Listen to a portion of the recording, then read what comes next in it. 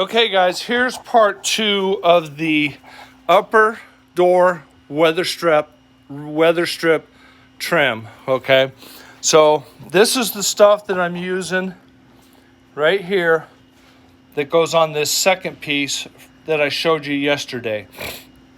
So we got it all around. It's good because it's only got sticky stuff on one side, so we stuck it on here.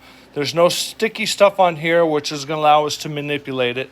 And you can see here, as I told you yesterday, I had to cut out those welds, and we've already test fitted it so that little slit is in there, and we've already test fitted it so it's going to fit in there real nice. Now this is the passenger one, so we've already got the driver's side in, and you can see I got to I'm going to drill a hole and put a screw in here.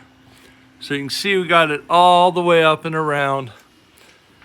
And I used these same type of screws for this underlying plate here too. And it's fine.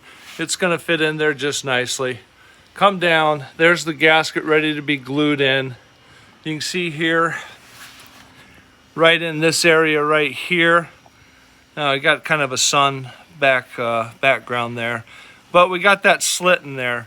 But you need that slit so this channel will open up a little bit and allow this gasket. Now we test fitted it last night, so I know it's going to fit in there. So once we glue it, it's going to be good to go. So we've got this ready to glue. We're going to do that side there, test fit it, and then we can glue this in. And then this weather stripping project will be done. So once I actually get this done, I'll do another video of the completed.